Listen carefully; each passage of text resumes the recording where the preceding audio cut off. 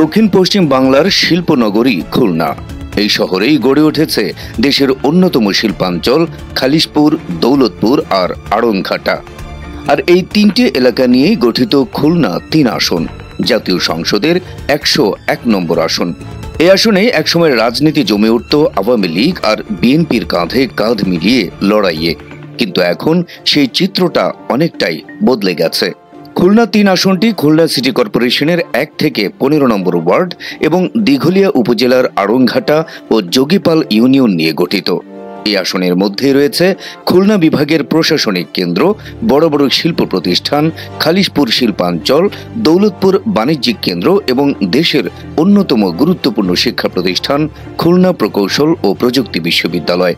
খুলনা ৩ আসনের নির্বাচনী ইতিহাসে রয়েছে দলবদল আর রাজনৈতিক পালাবদলের এক দীর্ঘ অধ্যায়। স্বাধীনতার পর ১৯৭৩ সালের প্রথম জাতীয় সংসদ নির্বাচনে আওয়ামী লীগের মীর সাখাওয়াত আলী জয়ী হয়েছিলেন। এরপর ১৯৭৯ সালে ক্ষমতায় আসে বিএনপি, নির্বাচিত হন আফতাব উদ্দিন হাওলাদার। ৮০ দশকে সামরিক শাসনের আমলে পাল্টে যায় রাজনৈতিক চিত্র। ১৯৮৬ সালে জাতীয় পার্টির হাসিন বানু শিরিন এবং ১৯৮৮ সালে একই দলের আব্দুল গফফার বিশ্বাস সংসদ সদস্য নির্বাচিত হন। গণতন্ত্র পুনরুদ্ধারের পর ১৯৯১ ও ফেব্রুয়ারি ১৯৯৬ সালের নির্বাচনে টানা ২ বার বিজয়ী হন বিএনপির আশরাফ হোসেন। তবে জুন ১৯৯৬ সালে আওয়ামী লীগের কাজী সেকান্দার আলী আসনটি পুনরুদ্ধার করেন। ২০০১ সালে আবারও ঘুরে দাঁড়ায় বিএনপি, জয় পান আশরাফ হোসেন। এরপর ২০০৮ সাল থেকে খুলনা ৩ আসনে আধিপত্য প্রতিষ্ঠা করে আওয়ামী লীগ। বেগম মুন্নুজান সুফিয়ান টানা ৩ বার ২০০৮, ২০১৪ ও ২০১৮ সালে সংসদ সদস্য নির্বাচিত হন। আর সর্বশেষ ২০২৪ সালের নির্বাচনে এই আসন থেকে আওয়ামী লীগের মোহাম্মদ এস.এম. কামাল হোসেন জয়ী হয়ে বর্তমান সংসদ সদস্য হিসেবে দায়িত্ব পালন করছেন। এখানকার মানুষদের বড় একটি অংশ শিল্পাঞ্চলের শ্রমিক, ক্ষুদ্র ব্যবসায়ী ও সরকারি বেসরকারি চাকরিজীবী। ফলে শ্রমিক কল্যাণ, বেকারত্ব ও শিল্প কারখানার পুনরুজ্জীবনী এই আসনের প্রধান ভোট ইস্যু। ২০২৬ সালের নির্বাচনে খুলনা ৩ আসনে ইতোমধ্যেই শুরু হয়েছে নীরব তৎপরতা।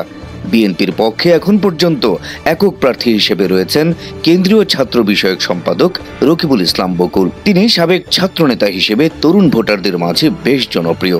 তবে তার প্রতিদ্বন্দ্বী হিসেবে উঠে আসছেন সাবেক ছাত্রনেতা অধ্যক্ষ তারিকুল ইসলাম, যিনি স্থানীয় পর্যায়ে দীর্ঘদিন ধরে সক্রিয়। এই আসনে জামায়াতের একক প্রার্থী হিসেবে রয়েছেন নগর জামায়াতের আমির ও নগর ছাত্র শিবিরের সাবেক সভাপতি অধ্যাপক মাহফুজুর রহমান।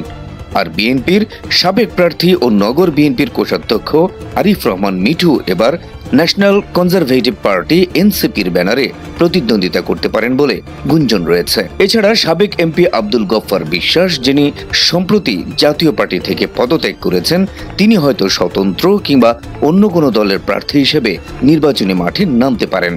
আর ইসলামী আন্দোলন বাংলাদেশের কেন্দ্রীয় নায়েবে আমির হাফেজ মাওলানা অধ্যক্ষ আব্দুল আউয়াল কৌশলে মাঠে প্রচারণা চালাচ্ছেন। খুলনা ৩ আসনের ভোটার সংখ্যা প্রায় ৪,২০,০০০। এর মধ্যে প্রায় ৪৫% শ্রমজীবী ও শিল্পাঞ্চল ভিত্তিক ভোটার। আওয়ামী লীগের সংগঠন ভিত্তিক ভোট ব্যাংক এখানে শক্তিশালী ছিল সব সময়। তবে বিএনপি জামায়াতের ভোট এখনো উপেক্ষা করার মতো নয়।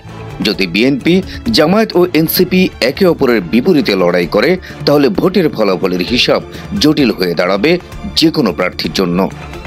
এই এলাকার প্রধান ভোট ইস্যু হল বন্ধ শিল্প কারখানাগুলোর পুনরায় চালু করা, শ্রমিকদের বেতন ও চাকরির নিশ্চয়তা, খালিশপুর শিল্পাঞ্চলের পুনর্গঠন, দৌলতপুর এলাকার জলাবদ্ধতার সমস্যা ও পরিবেশ দূষণ।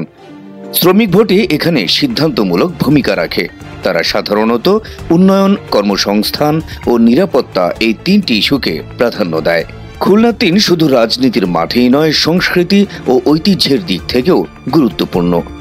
এখানে রয়েছে খুলনা বিভাগীয় জাদুঘর, খান জাহান আলী সেতু, শহীদ হাদিস পার্ক, জাহানাবাদ বনবিলাস চিড়িয়াখানা ও শিশু পার্ক এবং জনপ্রিয় গল্পামারি লিনিয়ার পার্ক। এই স্থানগুলো শুধু পর্যটন নয়, বরং স্থানীয়দের জীবনের অংশ হয়ে গেছে। বিশ্লেষকরা বলছেন আওয়ামী লীগ এখানে সংগঠনগতভাবে শক্তিশালী, বিএনপি তরুণ ভোটারদের টার্গেট করছে, জামায়াত ও এনসিপির ভোট ব্যাংক স্থানীয়ভাবে প্রভাব ফেলতে পারে, আর স্বতন্ত্র প্রার্থী আবির্ভূত হলে ভোট বিভক্তির সম্ভাবনা বাড়বে। সব মিলিয়ে খুলনা ৩ আসনটি ২০২৬ সালের নির্বাচনে হতে পারে শিল্পনগরীর উত্তপ্ত রাজনৈতিক কেন্দ্র। ৩০০ আসন সিরিজের এই পর্বে এতটুকুই। পরবর্তী পর্বে আমরা বিশ্লেষণ করব খুলনা জেলার পরের আসন খুলনা ৪। চ্যানেলটি সাবস্ক্রাইব করুন, লাইক ও শেয়ার করে আমাদের সঙ্গে থাকুন।